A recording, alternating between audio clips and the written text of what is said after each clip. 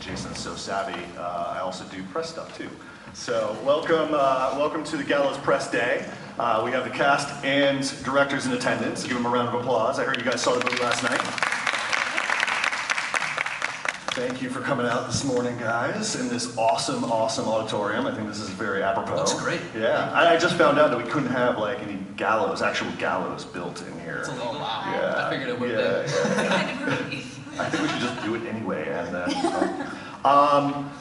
well, this movie is interesting because it is being released on a wide scale by a major studio, but you guys have come from that very cool background in which you know, it's kind of like a grassroots effort kind of thing, a Blair Witch Project sort of thing. So what we want to do is I want to kind of get into the origins of the project, where you two came from, and then we'll spin out from there. And like I said, we'll keep it super conversational, tell some fun stories, and go from there. So Chris, Travis. Yes. Can I just first say that this is awesome. This is really cool for us, you guys. So I was nervous. I'm taking this panoramic view. I'm shaking, and I'm like, The budget of this whole ordeal is probably more than our movie, at least. Oh my God. More than the cup of coffee you had on day one of the shoots. Services was more. yeah, services was more actually, yeah. So you two are from Fresno, correct? I'm from Fresno, or I live in Fresno. I haven't been there for the last 20 years. Chris is from... I'm from Nebraska. Okay, so small town, Beatrice, Nebraska. Nice. So I'm curious, how did this creative collaboration come about? Were you guys doing short films beforehand? I was just interested in being a director, and I went to film school at the New York Film Academy here in LA, and after film school, during film school I should say, my thesis film, I filmed in Fresno to save money because I didn't have any money. And through that I met Travis, and Travis was living in Fresno, and he was just starting to be interested in getting into entertainment, into movies. Yes. And I needed to find anyone that was doing anything related to it, and I heard he was coming up, and I said, I can do stunts. I'll do stunts in his thesis film, and so I did. And they were good ones. They were good ones. I didn't break anything. No. You met me. we met Ryan briefly during the thesis screening, and then he came and auditioned for this movie, and he was like, yeah, I met you at the Warner Brothers backlot. And Chris was like, no. I didn't. So we ended up meeting at that point in Fresno, and I was just really impressed with. My first question was, how old are you? To him, and I think many of us have that same thought, but he was 19 at the time. He said, I'm 19, and it wasn't so much that he looked young, although that's a big part of it, but it was the fact that this was the guy telling everyone where to go and what to do and directing and really guiding them, and I was just so impressed with his drive and focus and his vision.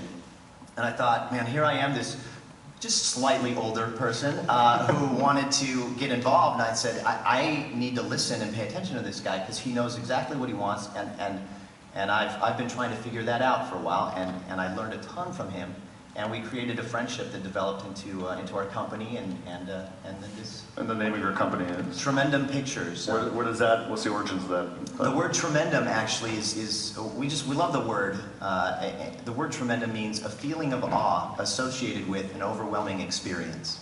And as you can imagine, that's what this entire process has been for us, and that's what we hope our movies will be for people, and just life will be for people. Just an awesome experience. Yeah. Who caught Chris's cameo in the film? Anybody? Anyone?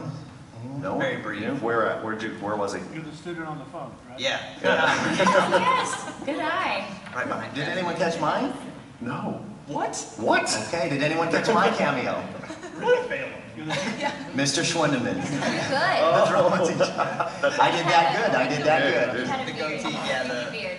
So the Gallows, I mean, obviously you hear a lot about, over history you hear about like why some filmmakers wanted to get into doing a horror film. For you guys, what is that story? Were you guys genre fans beforehand? I was. I mean, I grew up on, John Carpenter stuff and Wes Craven, and I love the old classic slasher movies, and so that was a big inspiration for me, but I think mostly for this film, I think it was a lot of necessity.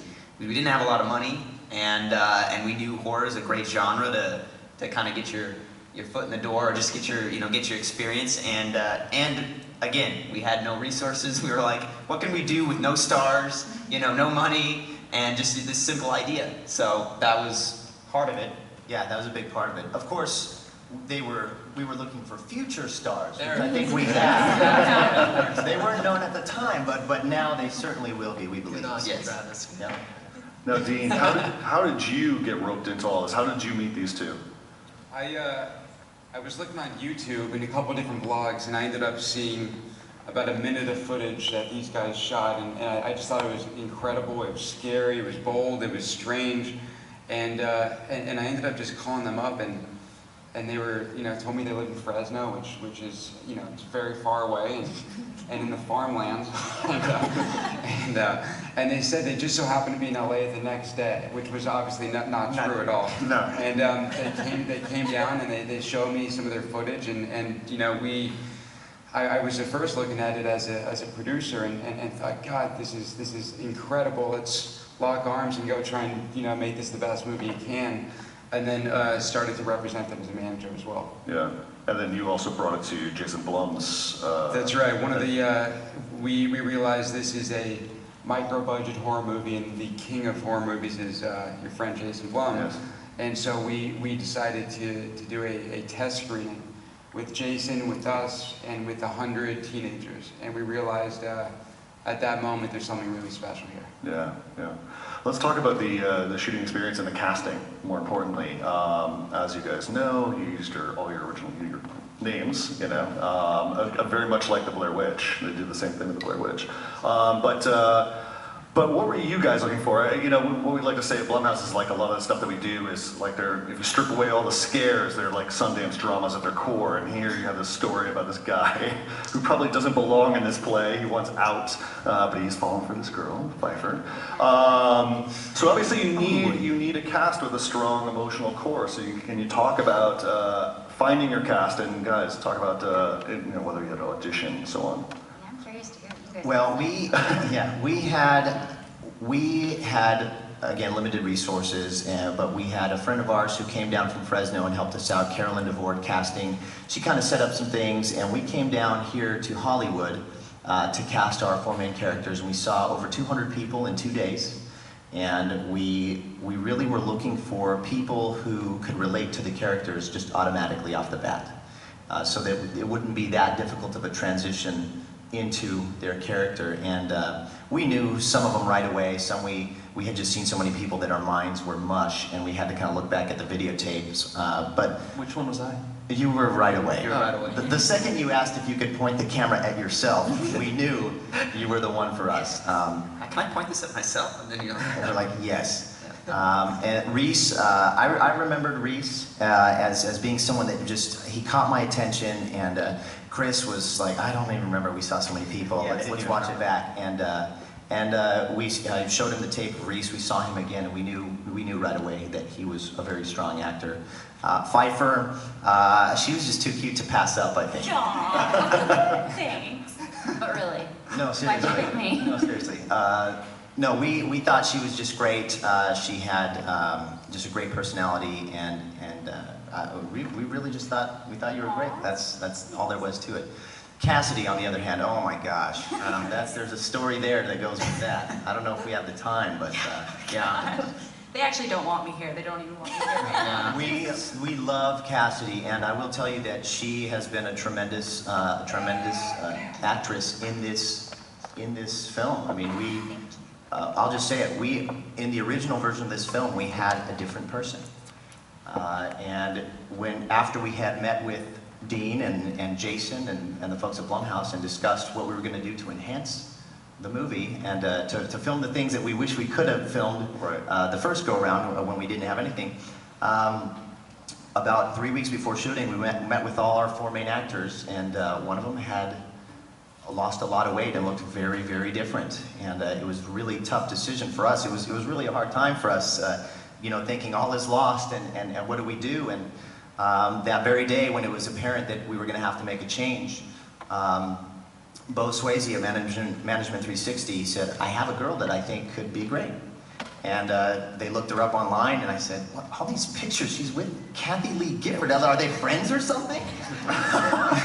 and they said, "No, that's her daughter." I said, "You're kidding me, right? Like, there's no way she could be the one we're looking for at the snap of a finger. You know, like, we have to see people to make sure." And we met with her that night. She was great, and her mom was there too. It was great doing that. And we said, let's still go see some more people, and we did. And we ended up coming back to her because she was great. She earned it, and she really did a great job. Thank you.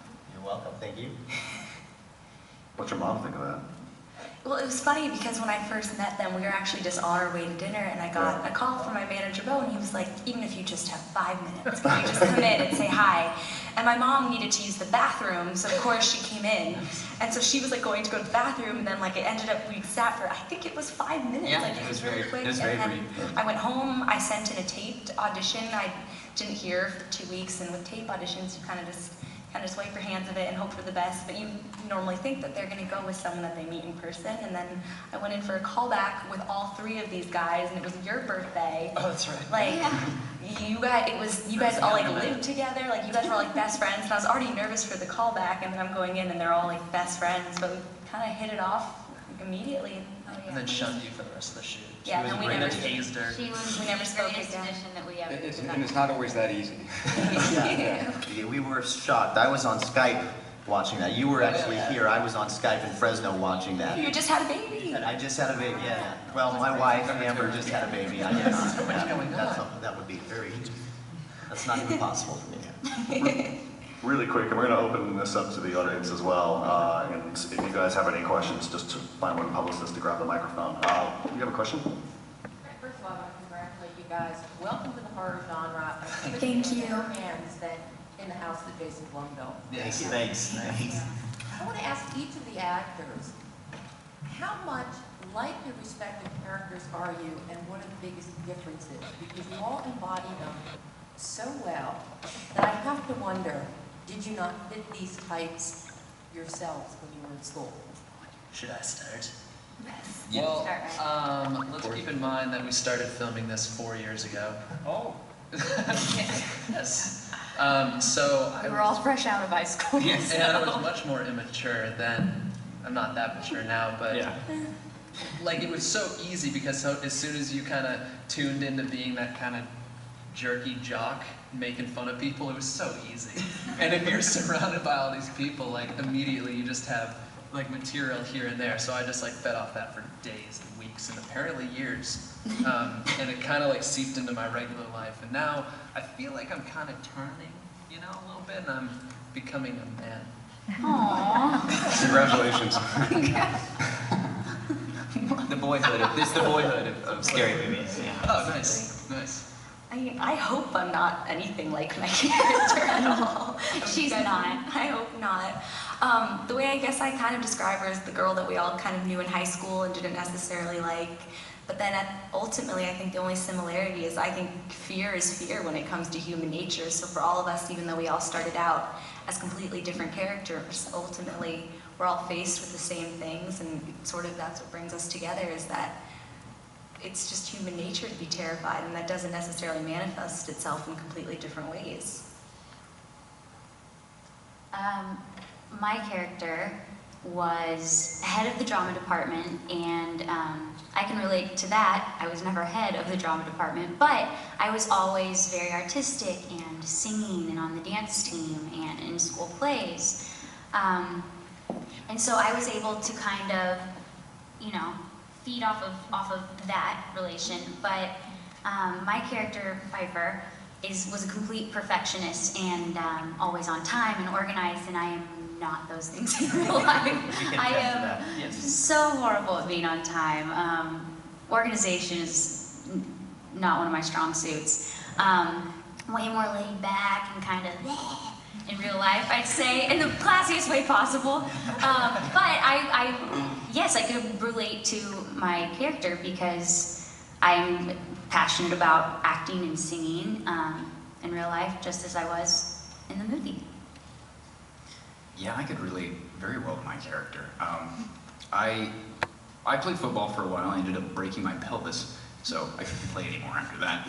And whenever I started acting, I was actually very shy whenever I was a kid. I still am. I got held back in school because I didn't speak. So playing somebody that was, extremely nervous and had this incredible stage fright, I understood. That made total sense to me. I remember whenever I started doing theater in high school, I was the exact same guy. I was scared to even walk out on the stage. I would hide behind the tree and wait for them to say, get out there. But I can totally relate, being the scared kid who has to grow up and learn to face their fears so you can become a real adult. A man, I guess. Like Ryan. Like Ryan. Mm-hmm. No, I'm realizing that you guys kind of grew up on set with us. Yeah. so much growth. I like that. It was touching. our college years. Although I do feel like I was the dad on set. It's Boyhood, the horror version. Yeah. I do feel like I was the dad on set. It's funny. I would say that they are similar in ways, but very different in ways. One way is like on set, I was really like, you guys, you have to understand. Most of you have seen this, but Chris and I we were crafting the most wholesome scares, and like we were going for no blood and guts. Like we really were shooting for a PG-13. I don't know if you guys know that. But the fact is, the movie was too scary for that, apparently. You can't give it an R rating for being too scary. Yeah, that's literally it.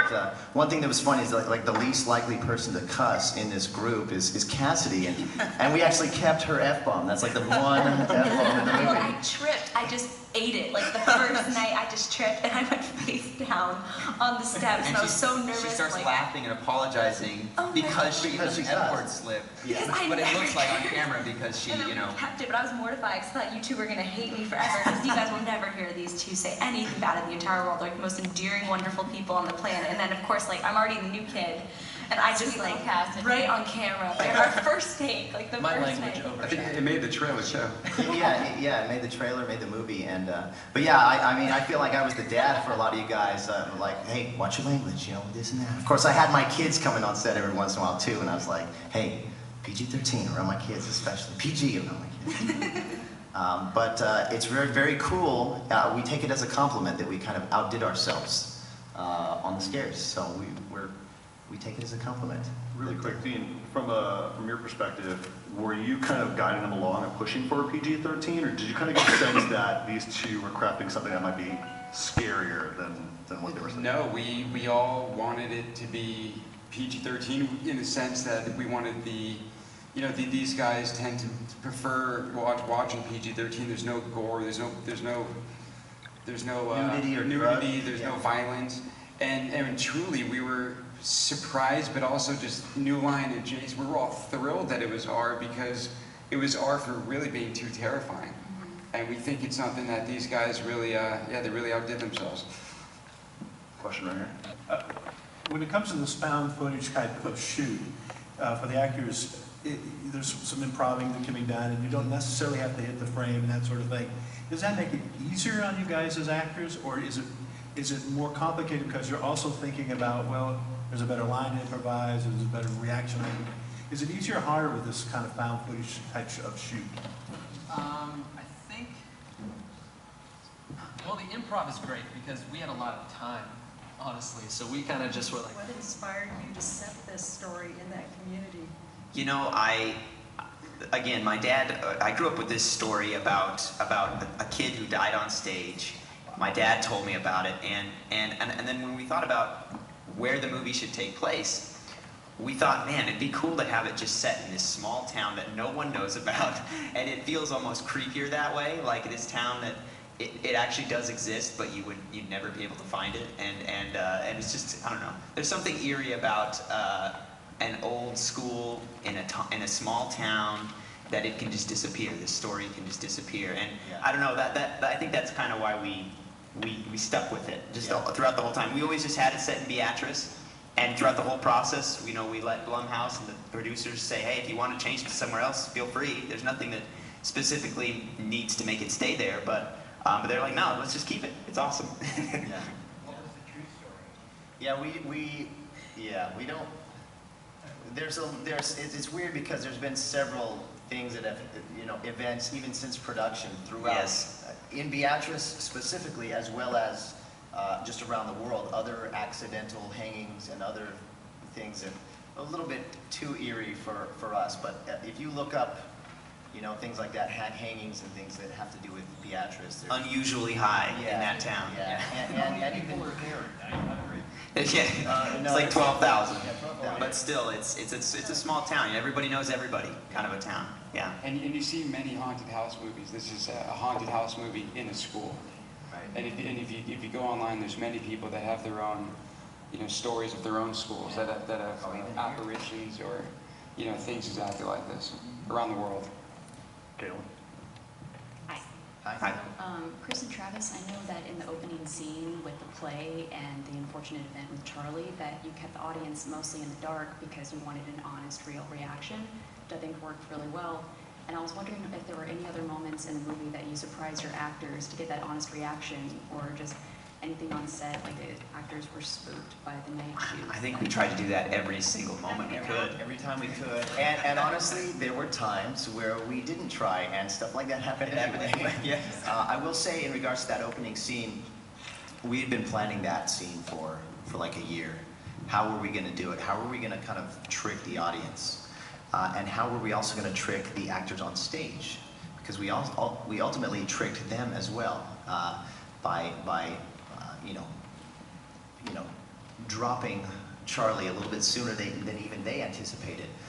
So ultimately, every reaction that we saw on camera or experienced on stage was genuinely like, what just happened? Something must have gone wrong. That wasn't when they told us it was going to happen, and we never told the audience it was going to happen.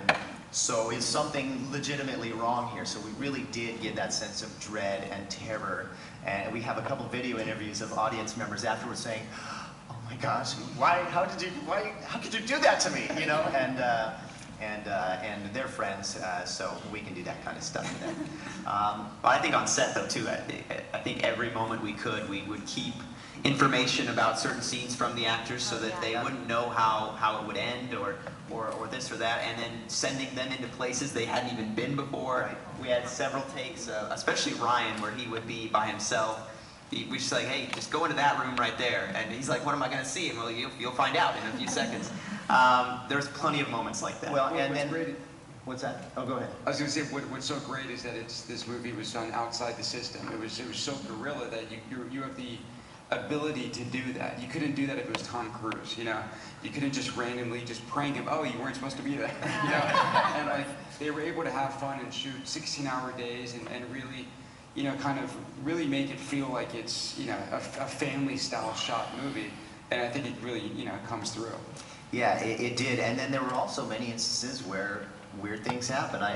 We were talking about sending Ryan into places. He ducked down and went through this tiny little place, and there was a chair, a folding chair in there. That for every time was upright. It was upright the entire time. And keep in mind that I'm holding the camera myself. We have a transmitter on the camera, and they're standing like... We're watching way... We're like in a totally different and I'm place. in a basement in like a boiler room at 3 in the morning, and this chair, like every time I'm going in and out, and then all of a sudden the chair's down, and you're like, Charlie, who's been in here? And they're all like, no, copy, it's good. No, it's good. Yeah, Keep going, keep guys, going. should we cut? Like, we're like, no, keep going. And, I stopped. that worked out. And then also, I think Reese had an experience. Do you want to recount the attic? This was in the very beginning. Traumatized Reed. You were filming yourself. This was before we had Ed with us. Yeah, it was just... This when me and Plank were walking through the attic, and we're just on these two little planks because you're in the attic. If you go off too far to the right, you're just in insulation. You're gonna fall through the roof. Same thing to the left. So we're going down this hallway, I guess, if you want to call it that. Avoid. Yeah, going underneath all the air ducts and all that thing.